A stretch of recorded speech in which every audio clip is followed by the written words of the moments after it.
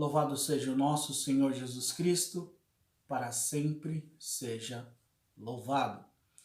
Sejam bem-vindos a mais uma aula para a formação, para confirmar nossos irmãos crismandos da turma de 2020 do Santuário São Judas Tadeu, Diocese de Santo Amaro, setor Interlagos.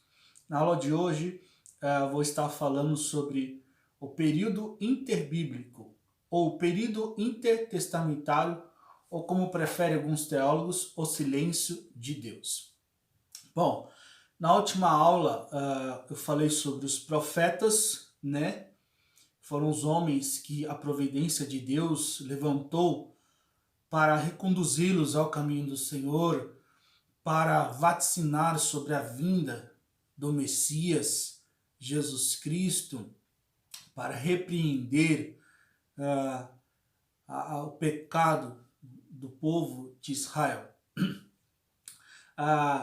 Após o período dos profetas, né, Malaquias, ele é o último dos profetas, ele é o selo dos profetas, ele sela o período profético e encerra então o Antigo Testamento, ou a Bíblia hebraica, e Malaquias ele encerra justamente falando sobre a vinda do Messias, né? No capítulo 3 diz o seguinte, Malaquias capítulo 3, versículo 1.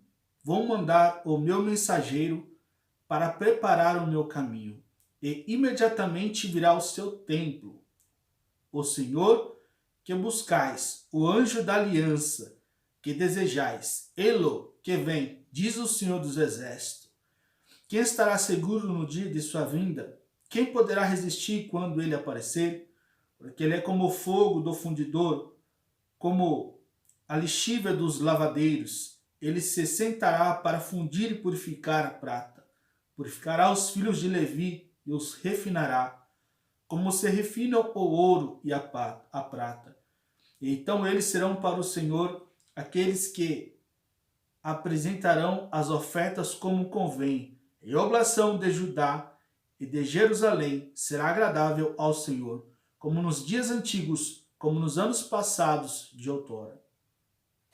Então, essa aula de hoje, nós vamos conhecer, né, esse fundo histórico, esse período histórico em que silencia a profecia divina, né, esse período em que Deus vai se silenciar, Deus não vai levantar nenhum profeta, né? E só que diante desse período vai acontecer vários fatos históricos que vão contribuir para a preparação do mundo para a chegada do Messias Jesus Cristo. Então, aqui nós vamos levantar algumas questões, como por exemplo, o que vem a ser o silêncio divino, né? O que significa período interbíblico ou período intertestamentário? O que aconteceu entre o Antigo e o Novo Testamento, né? Quais foram os fatos históricos que aconteceram entre o Antigo e o Novo Testamento? Porque nos evangelhos nós vemos algumas seitas religiosas, políticas, como os fariseus, os saduceus, né, os herodianos, os zelotes, né? Então nós vemos essas seitas políticas religiosas no Novo Testamento que não são mencionadas no Antigo Testamento. Nós vemos uma instituição como, por exemplo, a sinagoga, o sinédrio, a sinagoga, um lugar onde muitas vezes Jesus pregou, onde Paulo pregou, e nós não vemos essa instituição com muita frequência no Antigo Testamento, né? Então, para que a gente possa entender qual é o contexto histórico em que se dá o nascimento de Jesus, se faz necessário estudar, né, esse tema importantíssimo que é o período intertestamentário.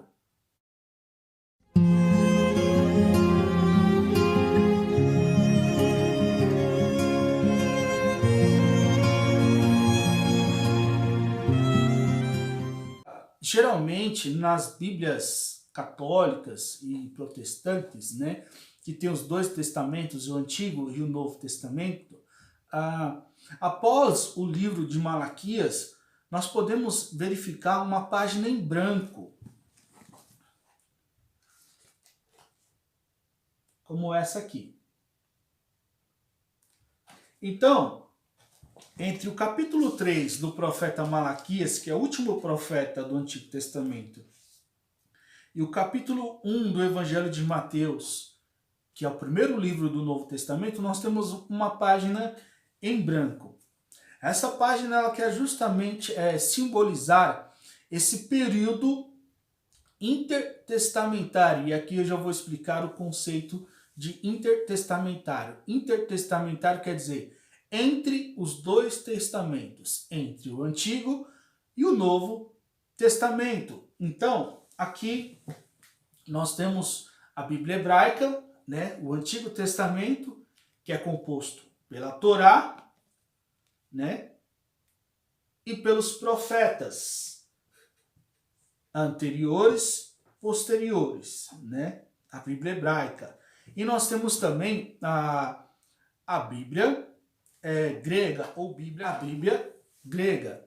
Então, entre o Antigo e o Novo Testamento, existe um período de aproximadamente 400 anos. Esse é o período intertestamentário, entre os dois testamentos, entre o Antigo e o Novo Testamento, que também é chamado de período interbíblico, ou seja, entre a Bíblia, né?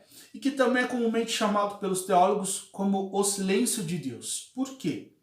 Após as profecias do profeta Malaquias, né, vai haver um silêncio profético, né, entre o povo de Israel, né? Então chamamos de silêncio de Deus porque durante 400 anos, né, Deus não vai levantar nenhum profeta.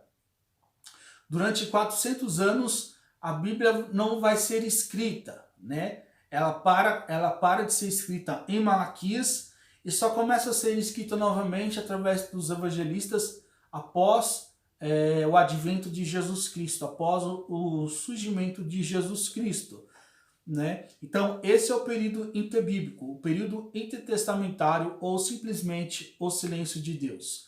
Então, cessa-se a profecia, né? Com a profecia de Malaquias, com a vinda de Messias, e ainda dizendo assim, vou mandar o meu mensageiro para preparar o caminho, né? Falando de quem? João Batista. Então, esse período de silêncio profético só vai ser interrompido com a pregação do precursor João Batista, que vai à frente, abrindo o caminho e anunciando a chegada do reino, anunciando a chegada do Messias, nosso Senhor e Salvador, Jesus Cristo. Então, durante esses 400 anos do período interbíblico, vai acontecer vários fatos históricos que vão contribuir para preparar o mundo, para preparar o cenário para a chegada de Jesus Cristo. O apóstolo Paulo diz que na plenitude dos tempos, Deus enviou o seu Filho ao mundo. Por que na plenitude dos tempos? Jesus nasce, quando ele nasce em Belém, né, no território da Palestina, que está sob domínio do Império Romano. Porém, antes do Império Romano, após o exílio da Babilônia, primeiro os assírios, né, levaram cativos as 10 tribos de Israel, mais meia tribo de Benjamim, levaram eles cativos, né, e dispersaram, espalharam eles em vários outros lugares, né, fora do território de Israel, né, e trouxe outros povos para dentro da Samaria, né. A Samaria, só para a gente entender aqui, das 12 tribos de Israel, eram 12 tribos, os 12 filhos de Jacó, as 12 tribos que formavam o povo de Israel. Essas 12 tribos, elas se separaram. Houve um cisma e eles se separaram. O Reino do Norte, que foi formado por 10 tribos, mais meia tribo de Benjamim, né, que ficou ali situado na Samaria, na região da Samaria. E o reino do sul, que era constituído por Judá, e a outra metade de Benjamim, né, que ficou ali na região de Jerusalém, né, a capital de Israel, né? Então, é aqui no Reino do Sul onde está o Templo de Salomão, e esse povo do Reinado do Sul, de Judá, que vai se manter fiel, pelo menos nesse momento, à lei de Deus. O Reino do Norte, né, por causa do pecado, da desobediência do rei e dos seus religiosos, né, Deus vai permitir então que os assírios invadam o Reino do Norte e prendam todos e levem eles cativos e exilados para outros lugares, né? E traz outros povos para essa região da Samaria, né? Mais tarde, quando esse povo volta, ele se mistura com esses povos na Samaria, que vai dar origem aos samaritanos, que também é um povo que a gente vai ver nos tempos de Jesus, que eram considerados impuros. Nós vamos entender por que isso. E esse reino do sul, reino de Judá, se manteve fiel a Deus no primeiro momento, mas depois também por causa do pecado, da idolatria, da desobediência, Deus permitiu então que o rei da Babilônia, Nabucodonosor, invada a cidade de Jerusalém e leva todos cativos para a Babilônia. Eles vão ficar lá na Babilônia durante 70 anos, né? Durante ali o período dos profetas, né? E passado esse tempo, o povo, a Babilônia é tomada pelo rei persa, né, que concede liberdade ao povo judeu para voltar para Jerusalém. Alguns voltam, outros vão para o Egito, outros continuam na Babilônia, né? E então nesse período cessa então o período do Antigo Testamento. Então, quando cessa o período do Antigo Testamento, o povo de Israel, o povo de Judá, né? Porque Israel, as 12 tribos já não existiam mais, já haviam acabado, já haviam se misturado tanto com outros povos que foi perdendo a identidade de povo de Deus, do reino de Israel, né? Então restou só Judá, e é de Judá que vai vir o povo chamado judeu. Judeu vem de Judá, que é esse povo, o Reino do Sul, que permaneceu ali na capital de Jerusalém. Então, durante esse período de 400 anos, o povo de Deus, os judeus, vão ficar sob o domínio primeiro dos persas, né? Depois dos gregos, tá? E depois do período dos romanos, né? No período do Império Grego, vai surgir um personagem muito conhecido como Alexandre o Grande. Então, Alexandre, ele quer então dominar todo o território do mundo, ele quer estender o seu império sobre todo o mundo, e para isso ele vai impor a cultura grega, né? E nessa ocasião, os judeus estão sob então domínio do Império Grego e vão sofrer essa imposição da cultura grega, que é chamado de helenismo. Então, o Alexandre o Grande ele impõe a cultura, a língua grega, que é o grego, né? Ele tenta impor também a religião grega, a sua filosofia, e é nessa ocasião que os judeus agora começam a perder um pouco o contato com o idioma hebraico, né? As crianças começam a nascer, crescer e se desenvolver e aprender apenas a cultura grega, o idioma grego. E com isso eles vão perdendo o contato com o idioma grego e vão perdendo contato com a Torá, com a lei de Moisés, que era escrita no seu idioma original, o hebraico. É nessa ocasião que 70 anciões, né, dos judeus se reúnem e vão traduzir a lei de Moisés do hebraico para o grego, que vai dar origem à tradução grega chamada de Septuaginta, ou tradução do que é essa versão aqui, a Septuaginta, que mais tarde, nos tempos de Jesus, vai ser usada pelos apóstolos, né? E essa imposição da cultura grega também foi um fator preponderante que contribuiu mais tarde com a propagação do evangelho pelo mundo todo. Por quê? Como o Império Grego conseguiu dominar uma grande parte do mundo, também conseguiu impor sobre todo o mundo a sua cultura, o seu idioma. Então, durante esse período, e mais tarde também no período quando nasce Jesus, o grego era como se fosse o inglês da época, né?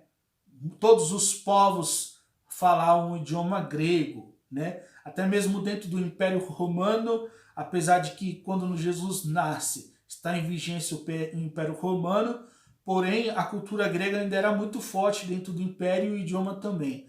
E isso contribuiu para quando os apóstolos vão pregar o Evangelho, qual é o idioma que eles vão usar? O grego. E com isso eles conseguiam, com um único idioma, o grego, falar com todos os povos, todas as nações e línguas. Então esse também é um fator, né, que contribuiu para preparar o mundo para a vinda de Jesus Cristo. Depois disso, veio o Império Romano, que consegue dominar o Império Grego. E o Império Romano, nós vamos ver como um grande personagem Herodes, né? Então, quando Jesus nasce, o imperador Herodes, né?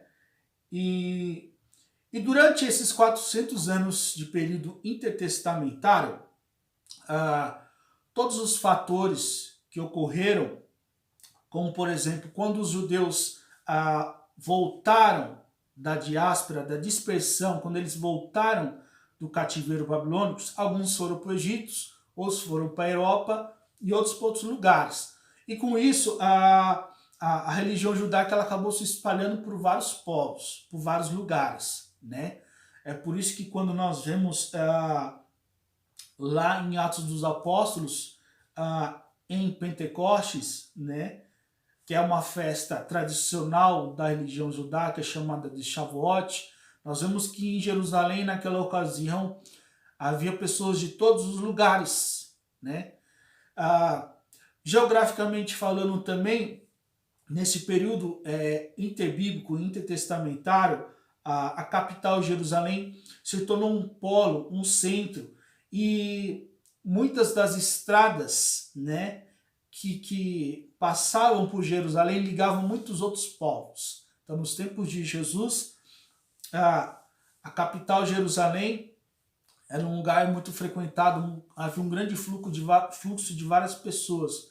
Então, o evento da crucificação de Jesus foi um evento que foi presenciado por pessoas de vários povos que presenciaram isso e levaram a notícia, e essa notícia se espalhou rapidamente também, justamente por essa questão geográfica da localização de Jerusalém.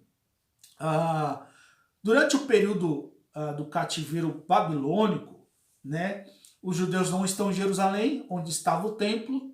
Então, eles, até que no cativeiro babilônico, eles tiveram liberdade de fazer o seu culto, de realizar as suas práticas religiosas, de cumprir os mandamentos da lei. Porém, eles não tinham o templo, onde era o local onde concentrava em Jerusalém toda a adoração, o culto, os sacrifícios. É nessa ocasião, então, dentro do cativeiro babilônico, que vai surgir as sinagogas, né? O que é a sinagoga? As sinagogas elas começam com a reunião, né, do povo judeu, primeiro nas casas, depois em grandes congregações, como a gente pode dizer, ou até no idioma do Yiddish, shil, que quer dizer escola, escola de estudo da Torá, né? Então é nesse período também que surgem as sinagogas, que vão perdurar até os dias de hoje. E nos tempos de Jesus, havia em Jerusalém várias centenas de sinagogas, né? Jesus várias vezes entra na sinagoga.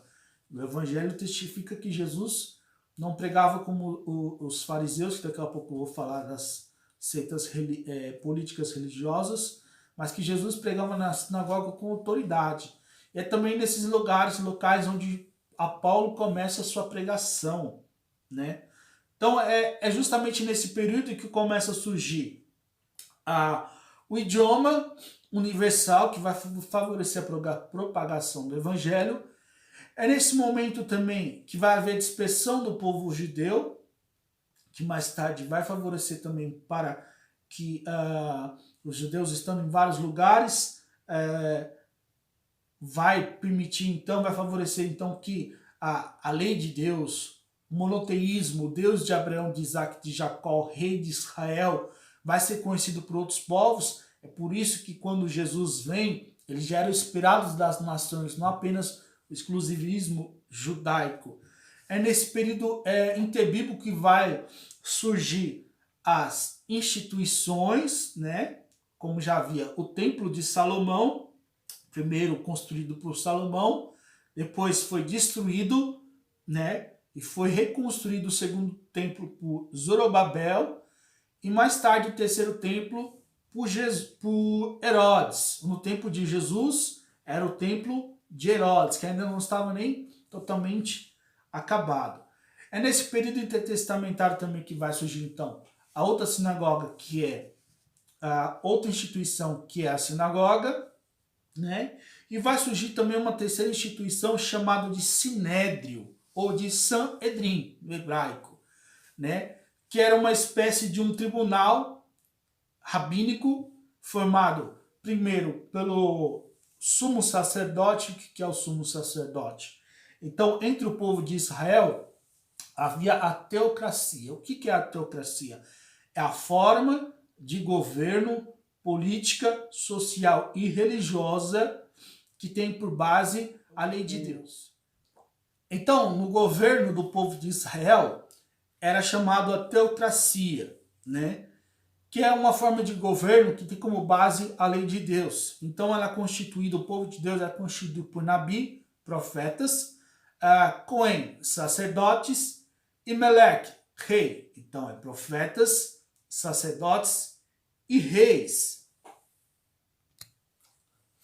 Então, o Sinédrio era uma espécie de tribunal rabínico, né, uma espécie de tribunal formado por um conselho de líderes religiosos da religião judaica, né? Então, o líder supremo, né, do Sinédrio era o sumo sacerdote. O que é o sumo sacerdote? O sumo sacerdote tinha a linhagem sacerdotal, a linhagem de Arão. Arão, irmão de Moisés, é o primeiro sumo sacerdote. Sumo sacerdote é aquele sacerdote supremo, que está acima de todos na hierarquia sacerdotal. Então o Sinédrio, ele era governado, regido primeiro pelos sumos sacerdotes, por pessoas que também já haviam ocupado o cargo de sumo sacerdote, sacerdotes, os escribas, que daqui a pouco eu vou falar sobre eles, né? Homens versados na lei, que conheciam muito bem a lei, né? E os fariseus. É esse tribunal rabínico que vai julgar Jesus Cristo e vai levar Jesus Cristo à condenação na crucificação. É esse tribunal, na ocasião de Jesus, o sumo sacerdote Caifás, né, que vai levar Jesus perante Pilatos, né, para que ele seja julgado e condenado à morte por crucificação. É nesse período também interbíblico que surge essa instituição, né? Nesse período interbíblico, principalmente no período helenista, quando o Império Grego tenta impor a cultura grega e banir, extinguir a religião judaica, vai haver judeus que vão ser a favor do helenismo, a favor da cultura grega, e vai haver judeus que são contra a cultura grega, né? Esses conservadores, né, da lei de Moisés, né, do exclusivismo judaico, do puritanismo, né, que vão tentar preservar ao máximo, né, a essência do judaísmo, dessa corrente vai surgir uma seita política religiosa chamada fariseu. E dessas que já agora são um pouco mais liberais, né, que até permitiram-se serem enculturados pelo helenismo, vai surgir os saduceus, né? Também vai surgir os fariseus, né? Que eram homens que no princípio ali com Esdras, Neemias, eram homens até íntegros, retos, né? Cumpridores da lei na sua totalidade, que ajudaram a restabelecer o culto, a lei, o cumprimento das mitzvot. Mas nos tempos de Jesus, durante esse período interbíblico, isso foi tomando uma proporção exagerada até chegar a um certo fanatismo. É por isso que vai haver muitos embates entre Jesus e os fariseus, entre Jesus e os escribas, poucas vezes com os saduceus, né? E entre essas próprias seitas, entre fariseus e saduceus, havia muitas divergências doutrinárias. Os saduceus, por exemplo, não acreditavam na imortalidade da alma, no inferno, anjos, demônios, né? Na ressurreição dos mortos. Já os fariseus já acreditavam, né? Na imortalidade da alma, né? No Sheol, inferno, o céu, os anjos, né? Mas ambos tinham esperança na promessa messiânica, na vinda do Messias Jesus Cristo. Então, aqui é importante, né, nós termos conhecimento desse período intertestamentário. Por quê? Quando nós lemos o Evangelho, né, principalmente o Evangelho, né, onde registra, né, o nascimento, a infância, a fase adulta de Jesus, o senhorio de Jesus, toda a sua paixão, morte e ressurreição, o seu ministério terreno, é o evangelho que registra os 4 evangelhos. Nós vamos ver que as relações de Jesus com os judeus de sua época vai se dar justamente com essas seitas políticas religiosas, né? O ambiente vai ser essas instituições, né? Jesus entra no templo, né? Expulsa, né, aqueles que vendiam e trocavam, né? Jesus entra na sinagoga e prega, né, com autoridade, né? Jesus é levado ao sinédrio, né? Nós vamos ver muito o embate de Jesus com os fariseus, né, com os escribas, né, que são judeus de sua época, né? Mas se nós não tivermos a noção de que todas essas instituições, todas essas seitas surgiram durante esse período intertestamentário, ou seja, no Antigo Testamento nós não vemos nada falando sobre isso. E nós já entramos no Novo Testamento vendo tudo isso, né? Então a gente fica difícil de compreender o contexto histórico da vida de Jesus, em que se dá o ministério terreno de Cristo, a paixão de Cristo, né? Vale lembrar também que Jesus, né, como os profetas diziam, né, vaticinaram, que o Messias, né, nasceria, né, viria da tribo de Judá, na região ali da Palestina, e outros dizem, até são mais claros, dizer que viriam de Belém, né? Portanto, Jesus é judeu.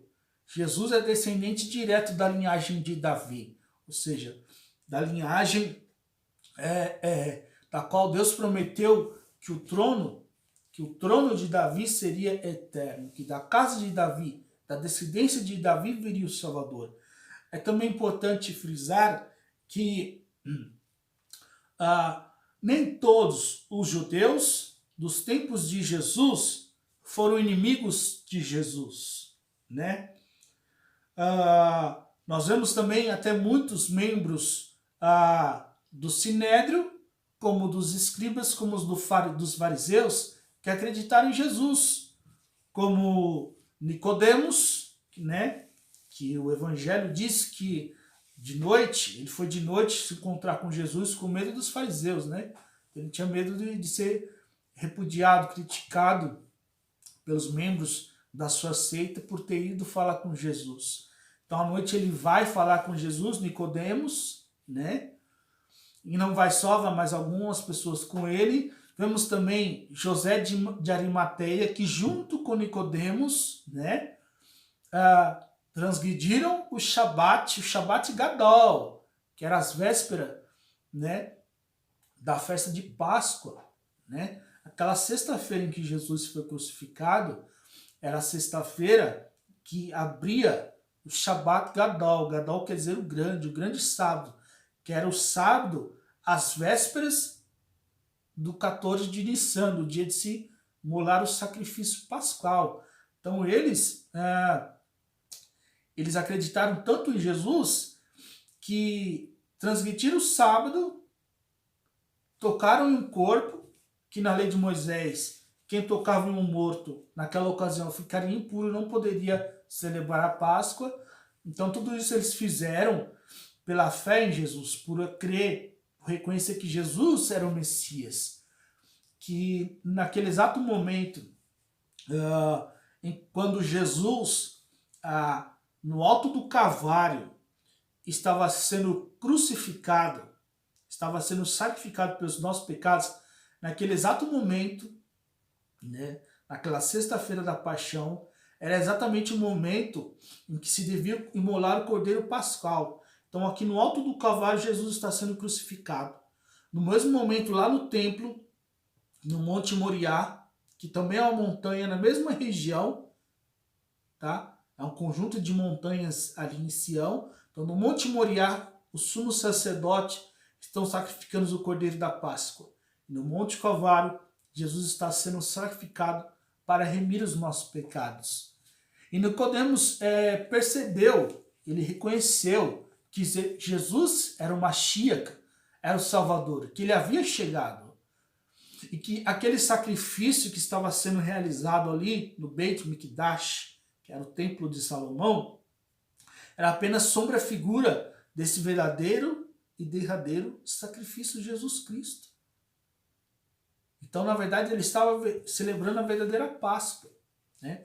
Então, voltando aqui, muitas dessas seitas, desses judeus, como Nicodemos, José de Arimateia, né, Gamaliel, né, que fez parte do Sinédrio, né, foi ele que formou Saulo, né, de Tarso, que mais tarde vai se tornar apóstolo Paulo. O próprio Paulo, que na carta de Atos dos Apóstolos vai dizer que era perseguidor da igreja, também era um fariseu fanático, né? Mas depois do encontro com Jesus ele se converte, se torna um grande apóstolo e mártir de Jesus Cristo, coluna da igreja, né? Quando Estevão foi apredejado, né? Estevão, primeiro mártir, né? Saulo, que mais tarde se torna Paulo, está ali acompanhando os fariseus, ele que está ali, que o Evangelho, o Atos dos Apóstolos, que Lucas escreve, diz que ele está ali, ele testemunha, tanto é que ele guarda a capa, né, daqueles que apredejaram Estevão. Então, a própria Nossa Senhora era judia, São José, o apóstolo João, né, era judeu, Pedro, né. Então, é importante aqui entender isso, né, que esse contexto histórico em que se dá o nascimento de Jesus foi preparado durante esse período intertestamentário, durante esses 400 anos de silêncio de Deus. Todo esse período, né, do Império Persa, grego, até o romano, né, o surgimento dessas seitas políticas religiosas, dessas instituições, né, não está nas Sagradas Escrituras. Então, você não vê nada disso no Antigo Testamento. Quando você entra no Novo Testamento, que agora os próximos encontros, os temas vão ser acerca do Novo Testamento. Então nós vamos ver falar sobre, né, os fariseus, saduceus, o sinédrio, a sinagoga, judeus, nós quase todos os domingos nós vemos, né, principalmente no tempo comum, na proclamação do evangelho, os embates de Jesus com os judeus. E muitos cristãos, por falta de conhecimento justamente desse tema, período interino, julgamentos equivocados, levianos contra os judeus, né? Muitos até carecem do conhecimento do termo antissemitismo. Antissemitismo é um movimento antijudaico, né? E muitos, né, nem sabem do conhecimento desse movimento, desse termo, mas têm atitudes antissemitas. Por quê? Justamente por ignorância, por falta de conhecimento. Por achar que os judeus de hoje são judeus dos tempos de Jesus. Entre os judeus do Antigo Testamento e os judeus do Novo Testamento, tem uma mudança significativa de cultura, de pensamento teológico, filosófico, doutrinário, né? Então, nós temos que entender que os judeus dos tempos de Jesus não eram unânimes, não eram todos, né, que crucificaram Jesus, né? Não são os mesmos de hoje, né? Embora os judeus de hoje, né, eles, né, têm a esperança da vinda de um Messias, mas de um Messias restaurador, não redentor, né? Porque para eles Jesus não é o Messias, justamente pela simples questão. Jesus se diz Filho de Deus e consubstancial com o Pai, portanto, Deus. E na concepção judaica, das correntes judaicas, algumas, não todas, né? Deus jamais se faria homem. Deus é o intocável, né? É o inalterável, indivisível, né? Porém, hoje nós já temos alguns movimentos judaísmo messiânico, né, que sim, vêm e reconhecem Jesus como Messias, aguardam a sua vinda, mas agora a sua segunda vinda, né, para o triunfo final contra o demônio, né, e os homens malévolos, né? Então, é isso que precisa ficar bem claro aqui, tá? A partir de agora, nós vamos entrar nos temas do Novo Testamento, que estão assim mais intimamente ligados com os dogmas da fé católica, né? Não que os temas anteriores não estão ligados, sim. O nosso primeiro tema foi Deus Criador, então essa é a nossa primeira profissão de fé. Creio em um só Deus, Pai Todo-Poderoso, Criador do céu e da terra. Essa é a nossa primeira profissão de fé. O único Deus, o monoteísmo judaico, que herdamos de Abraão, Criador do céu e da terra, Criator Dei. Então essa é a nossa profissão. Mas agora nós vamos entrar em temas que são as bases, né, da fé católica, dos dogmas católicos. Então eu queria, isso é uma exclusividade, tá, dessa turma. Nas turmas anteriores, né, não fazia parte do conteúdo programático, dos temas, dos encontros de Crisma, esse tema. Porém, diante das últimas pesquisas que eu venho feito, eu tenho enxergado a importância, a relevância, né, desse tema para a formação dos cristãos. Até mesmo volto aqui a reiterar, diante da crítica leviana e injusta de muitos cristãos com relação aos judeus, né? Diante também de muitas críticas com a minha própria pessoa, porque vocês observam que eu uso kippar, eu guardo o Shabat, né? Entre outros mandamentos da lei de Moisés, que não morreram. Porque o próprio Jesus disse, né? Mateus 15, 17, não pense que vim abolir a lei e os profetas. Não vim abolir, mas levar à perfeição. E ninguém como Jesus foi cumpridor da lei. Jesus era judeu e judeu permaneceu, diz Joseph Ratzinger, em seu livro A Introdução ao Cristianismo, né? E algumas pessoas me criticaram por isso, justamente por falta de ignorância, né? Um cristão jamais pode dizer que não gosta de judeu, porque se ele não gosta de judeu, ele não gosta de Jesus, que é judeu. Se ele não gosta de judeu, a sua devoção a Maria, mãe de Jesus, é leviana. Porque Maria era judia, cumpridora da lei, servia no templo, né? São José, os apóstolos, todos eles foram judeus, né? Então, é um equívoco, né? Há uma ignorância. E eu quero libertar o povo dessa ignorância justamente através desse conhecimento, né? Futuramente também vou produzir alguns textos, algum material, algum livro, né, formativo com relação a esse tema, né? E mais, o povo judeu muito contribuiu para o cristianismo, né? Foi através do povo judeu que Deus preparou, né, um povo santo para vir o Salvador, nosso Senhor Jesus Cristo. O povo judeu nos presenteou com o Antigo Testamento, né? O povo judeu preservou o maior código de ética moral, que é a lei de Moisés. E um código de ética moral é tão puro como a lei de Moisés na sua íntegra, né? O povo judeu, né, é a raiz do cristianismo. O cristianismo é uma religião que tem suas raízes dentro do judaísmo, né? A igreja primitiva, na sua maioria, eram judeus, né?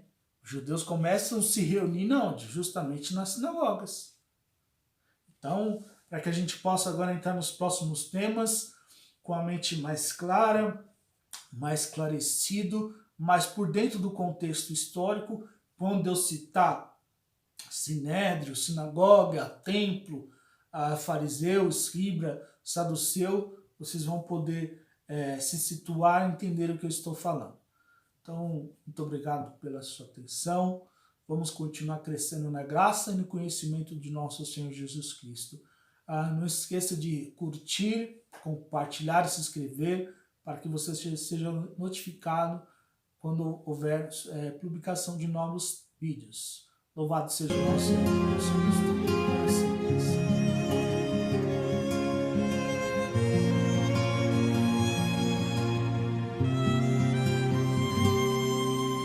Quando em cativeiro te levaram de Sião e os teus sacerdotes prantearam de aflição, foi como morrer